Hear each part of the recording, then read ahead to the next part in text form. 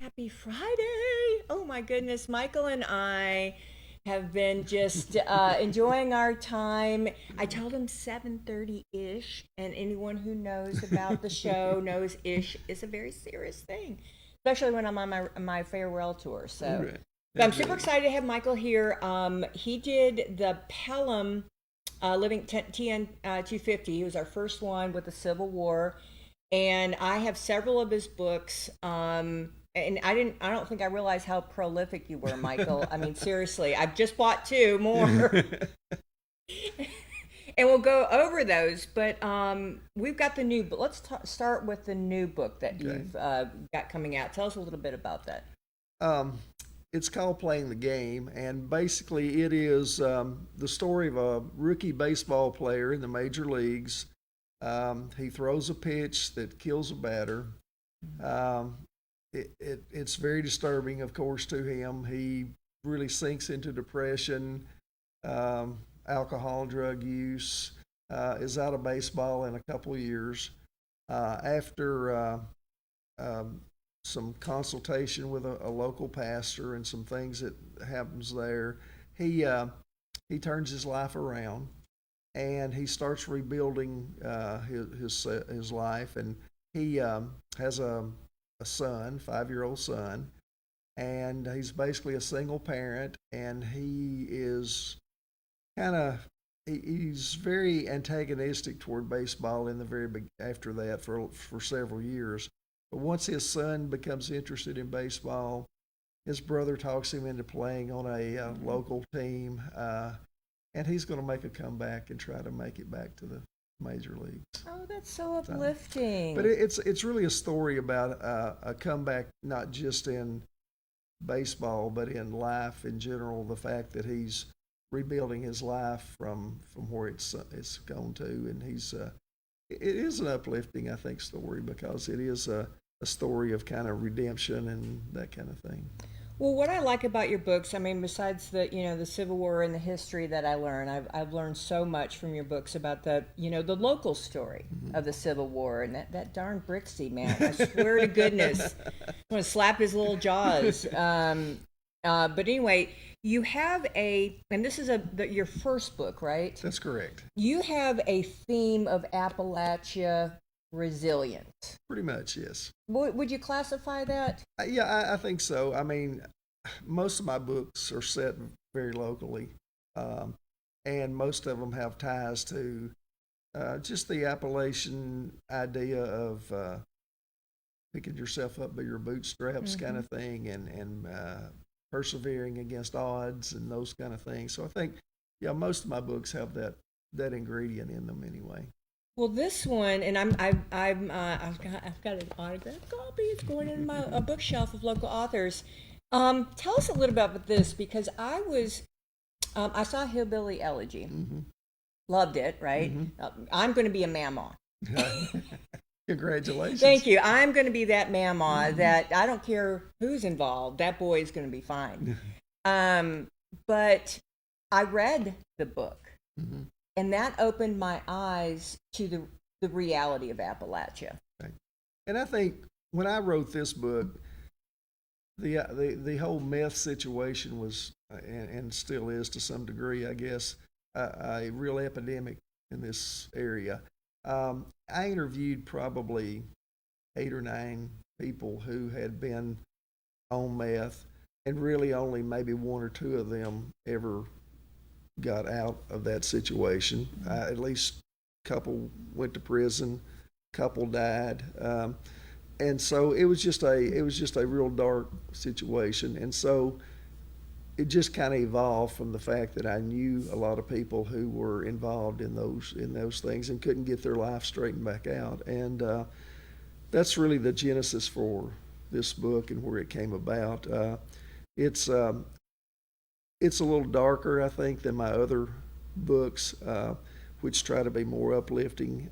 But it's really a dark situation and really a real epidemic in Appalachia.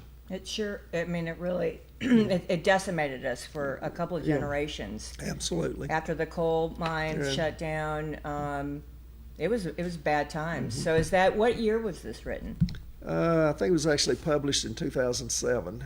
Oh, so we were hot and heavy into Or, it at yeah, that it was time. kind of the midst of all that going on. So And and this was your first book. that was my first book. Yes, I'd written several articles for like smaller magazines and things like that, but that was my first actual book. That was your first book.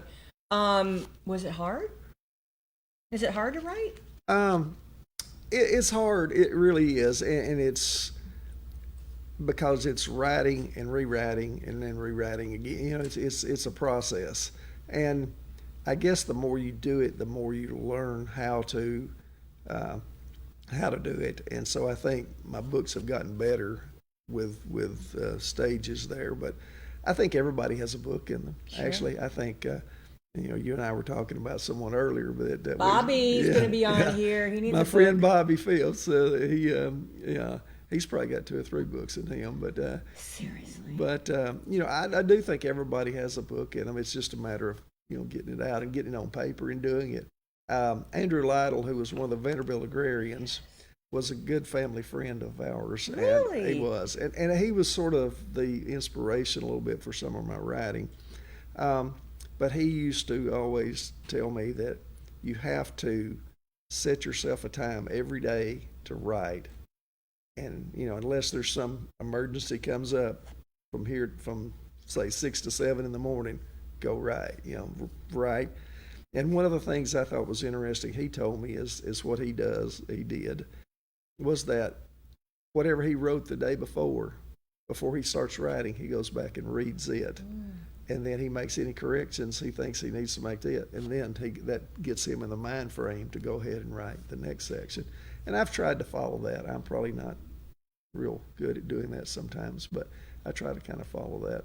Did you, we've had this discussion. We had 52 names to narrow down to 10 for Monteagle's TN Living History event. As you can imagine, everybody has an opinion about history. Right. Miss Virginia, who lived next door to Andrew, was adamant that he be on our list, and he is. A fascinating man, really. Lots of studied it abroad. Oxford, traveled the world in the era of when that wasn't done real a lot. His family were one of the first settlers in Murfreesboro, Okay. and they came. They were Revolutionary War officers, and during the Revolutionary War, our country, what it became, didn't really have money. Okay, and so they gave land grants for people, and they bought up other people's land grants who didn't want to move. And so when they came to the Murfreesboro area, they had about 25,000 acres, and so they settled there. There's Lytle Creek and there's 2 or 3 Lytle Cemetery, and right in downtown Murfreesboro, you would never know it. But yeah. But anyway, just a fascinating family. Had a lot of They had another farm called Corn Silk. That's where Guntersville Lake is now. Guntersville Lake took their farm there. So. Yeah, but he was one of the original Vanderbilt agrarians. They wrote a book back in 1930, I guess it was 2930, called "I'll Take My Stand," and so it became a real popular. Alan Tate, Robert Penn Warren. There was a lot of that group, amazing people that were at Vanderbilt at that time, and so. Well, I heard that he would hold court at his cabin, and that those were legendary. Oh yes, Of course, he had the sports that wrapped a log cabin there that wrapped all the way around his house there, and it was he sat on the porch, and I recall as a young person seeing Robert Penn Warren and Caroline Gordon and Alan Tate, and just a lot of Catherine Ann Porter. There with their little typewriters on the corner, one corner they'd be over there, and so it was pretty fascinating group of people, and he held court. I have a lot of interviews. I actually donated them to the University of the South, where I did my master's thesis on Andrew Lytle. Did you really? And So You should play him. Ooh! All right, I'm sorry. Go ahead. But anyway, he definitely held court on his front porch with lots of people and lots of University of South students and lots of faculty and lots of just people in general. He loved to tell stories and and had just fascinating stories to tell, and he always had a little bit of bourbon in his silver chalice. Always the bourbon. Oh my gosh, yes. He drank out of this silver, chalice thing. So it was pretty good. What a character. Yeah. But Sewanee has a huge literary life It does. and history to them. It does. Don't they have the oldest literary review, something, the Sewanee Review? The Sewanee Review. It's, if it's not the oldest, it's one of the top 2 oldest. Yeah. I think. I'm not sure about the Louisiana one. Maybe. But we'll anyway, have to fight about that. I'm not sure, but it may be the oldest. I'm not sure. Yeah, because I don't know where that popped it. Okay. The other thing is baseball. So my son-in-law and comes from a baseball background, and my daughter coaches now, and she played it as a kid, and it just has always been, and they're coaching the boys and blah blah blah. Baseball is a theme of yours. Tell us a little bit about your baseball background. Well, I played a lot of baseball from the early age, growing up, Little League, all that kind of stuff. My dad was a big baseball fan, and always, he might work 8 or 10 or 12 hours a day, but he'd come in and play baseball with me. So that, that always had a real impact on me. I went to college I ended up going to Trevecca in Nashville. I had a real good baseball program there. About halfway, a little more than about 2/3 of the way through my freshman year, I was starting playing left field and pitching some. And I crashed into the fence catching a ball against Belmont. And the next morning I woke up with a knot in my neck. And I just assumed it was from that. I let it go for 2 or 3 weeks, and finally the trainer saw it and said, "What's that?" And he poked on it, and anyway, it made me go to a doctor. And make a long story short, it turned out to be Hodgkin's disease, which is a form of cancer, which if I'd have had it 5 years earlier, the prognosis would have been not good at all. But they'd come a long way in that 5 years in research and development. And so it was treatable at that time. So I went through radiation and then went through chemo and major surgery, like exploratory surgery. But anyway, through the grace of God, I was cured from that. And so, but baseball has always been my sport, I guess, that I liked all sports, but that's kind of been my, my sport of choice, I guess. And that's basically what Curveball was kind of about. It's Which kind I'm of my getting. story. I'm buying today, by the way, because Bobby said I had to. Thanks, Bobby, for the advertisement. But anyway, that was it. This is actually the ball field that I played on in college. Oh, no kidding. And my coach, I actually wrote this book. My coach that I had in college is 93 years old. Oh, wow. And still doing pretty well. And he's always, he's read all my other books. And he told me, "When are you going to write something about some of the stuff that happened to us there?" And there it is, Coach. So this is your journey through all of this? Well, it's fictional, okay? I'm just going to say that. It's fictional. Okay. But basically, yeah, Sure. it's got, Is it easier to do fiction about your life? it is, I think. It is, I think it's easier to write fiction than it is any kind of history or any kind of biography or any of those kind of things, because you have to be so precise and so accurate. You sure do. In your right. In fiction, It's a free for all. I'm totally doing fiction in my retirement. So it's So that's I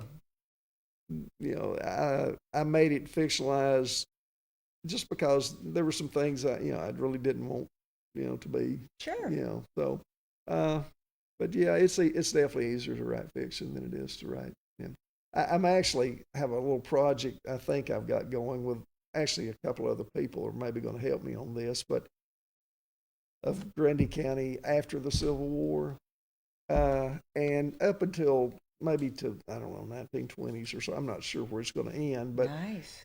it just takes so much research and so much stuff Yeah. time. It's time. I Oh, the can. Historical Society has it all. I know, but it's still you got to go It in there and takes dig it out. time. I know, you're and right. it's so it's a slower process. I think if you write history, than you Sure. write. Sure, yeah, because you do have to be detailed because Right. you are documenting history, Right. and then in the future Right. they're going to look back, and if it's wrong, they're going to go, "Well, everything is wrong then." Right.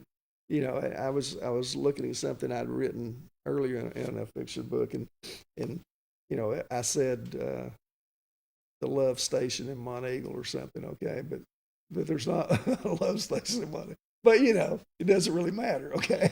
Fiction. Yeah, that's right. So, but if I was writing it the other, then True story. then people would be saying, hey. True story. True story.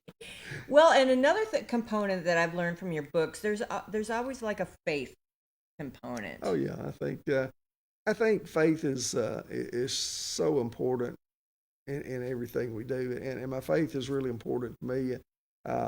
My mother was a tremendous lady of faith, and everybody still, she passed away in 2004. Oh, wow. And so she's been dead quite a while, but people still mention that aspect of her.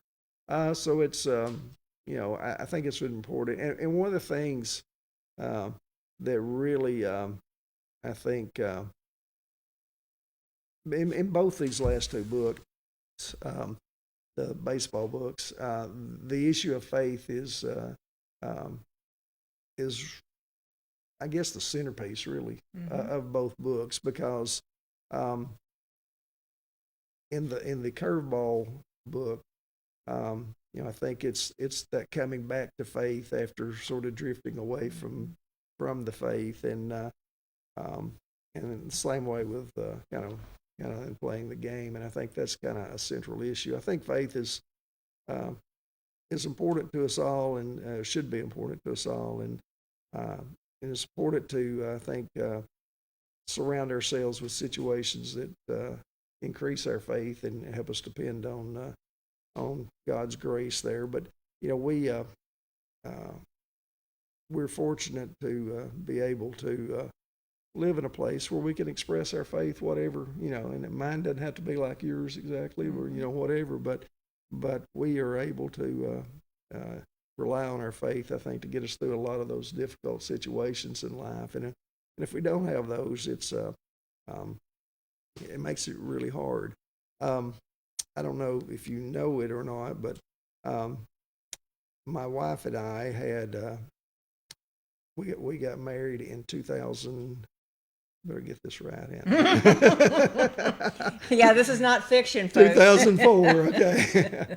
And 2 years later, her son got killed in a four-wheeler accident. And you talk about like trying your faith and those kind of things. A time of of absolute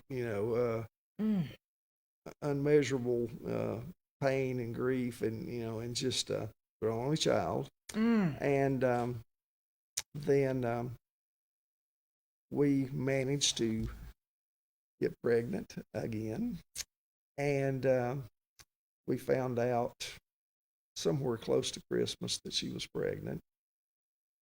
Like 2 weeks later, we found out she had breast cancer.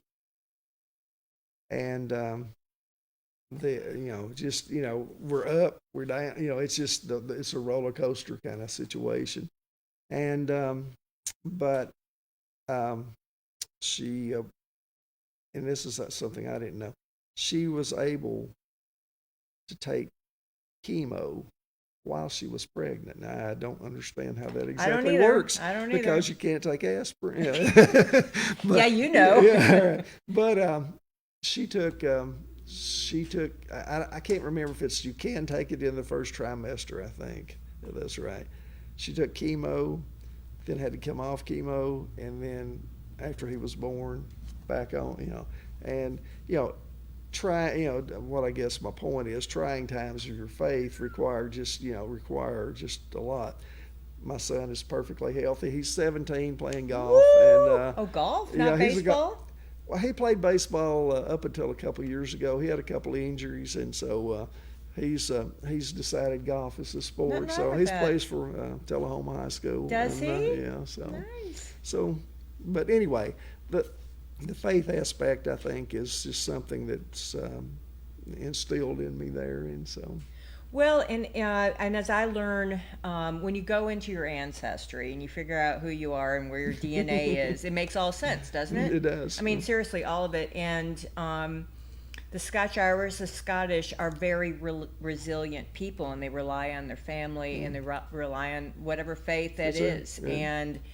And there's a lot of hard times that go along with that. Absolutely. And we just have it in us that we will always survive. And with this drug act, going back to your book with the drugs, I remember I moved back home in 2002, and I was like, wow, this is not what I remembered. Right. And it was hopelessness, and whatever it was, it just permeated. But look at us now, resilience. And I think that's maybe, I guess, if you had to pick one theme out of all my books, it is just the resilience that we really have. We don't, I think, sometimes realize just how much resilience we do have. We overcome a lot in life. You go through life, you're going to come. There's going to be all those obstacles hit you, but it's getting back up again after you get knocked down. It's kind of Well, in the faith part, I Yeah. mean, seriously, I have no earthly idea how someone could make the tragedies in our lives. yeah, it's really a mystery that and it's no really wonder, I think, that people turn to alcohol, drugs, whatever it is, because if you don't have something to ground you in those things, you just can't get through them, and I think a faith is certainly something that I don't know how I would I'd have made it through life without it. So. Well, and you had a mom, so Yeah. that's the other thing. You have to have a strong family unit to raise children in. You do, and I think that's kind of the school systems can do what they do, and churches can do what they do, but it still comes back to the home situation. And I was going to point out in the Curveball book there that I went, I didn't understand it at the time. I went through, I lost from 195 pounds as a freshman to 130 pounds. I went through chemo that made me so sick that I threw up all day long and then didn't have enough strength to stand up. Then I came back to school the following year, and I went back and played baseball again, which I probably shouldn't have, at like 150 pounds, okay? And it came back again. And then I had radiation, and it's been a lot of years. But Wow. during this process, my dad became a Christian. He had never had no interest or use for faith in God and whatever for many years. But during this process, he I guess the stress and strain of all that, finally sort of Nice. yeah, absolutely. Made your mom happy. It sure did. My mom was elated. So, but, Wow, that's a yeah. great story. So, it was a journey for him, but it was something that he finally came to grips with. It was a pretty amazing story of how he. There's always hope. There's Yeah, always hope. there is. My fellow is a questioning person, Right. and I can pray every day. Absolutely, and I think that's